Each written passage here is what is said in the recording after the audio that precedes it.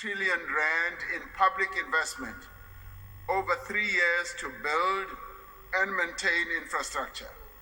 This is the largest allocation of its kind in our country's history, and it will be transformative. It will create jobs. Through the Infrastructure Fund and the new regulations for public-private partnerships, we're using innovative funding models, reducing risk and attracting investors to fast-track projects in energy, in water, in transport, and in the digital infrastructure. We launched our first ever infrastructure bond to raise funding for the infrastructure drive that we have embarked upon, which was more than 2 times oversubscribed, showing that when we have put our resolve forward and have put forward innovative ways of raising money, those with money, the private sector, do respond. Disputes arising from implementation of tenders often delay the implementation of necessary infrastructure. We often find that when an infrastructure project is about to be embarked upon, competitors start taking each other to court, and waiting for the long court process always delays the start of those projects. To prevent undue delays in critical projects, we will establish specialized courts for commercial matters with dedicated judges and dedicated court roles to ensure faster outcomes in matters that have a bearing on the economy and development. This will speed up the development of our infrastructure. This year, we will begin the work to establish a professional state property company to transform the 88,000 buildings and 5 million hectares of land owned by the state into professionally managed engines of growth and development. I see you like this one very much. I will repeat it. Now, through Operation Vulindlela, we are working to transform the structure of our economy, to fix our infrastructure, and make our electricity, water, and logistics sectors more competitive and more efficient. Having put load shedding behind us, we must now transform our energy system to ensure long-term energy security. For decades, our economy grew on the back of cheap electricity.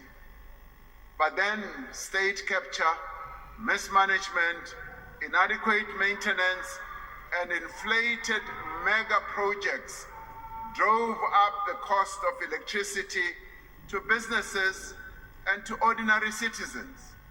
Now, with the far-reaching changes that we are making to the sector, and with our abundant solar and wind resources, we will be able to drive down the cost of electricity. Regulatory changes have enabled a massive and growing pipeline of investment in renewable energy. By 2030, more than 40% of our energy supply will be coming from cheap, clean, renewable energy sources. We are now establishing a level playing field for competition so that we are never again exposed to the risk of relying on a single supplier to meet our energy needs. We are restructuring Eskom and establishing a fully independent state-owned transmission entity, as I have said before. This entity will have ownership and control of transmission assets and be responsible for operating the electricity market. Given the importance of this restructuring for the broader reform of the electricity sector, I have established a dedicated task team under the National Energy Crisis Committee to address the various issues relating to the restructuring process, including clear timeframes for its phased implementation. The Minister of Electricity and Energy, Minister of Finance, and the Minister of the Presidency and other ministers will all work together to make sure that we come up with clear proposals and timelines and how this will be phased in terms of implementation. This task team will report to me within 3 months. In addition, we will this year commence the first round of independent transmission projects to enable private investment in expanding our national grid. There has been tremendous interest.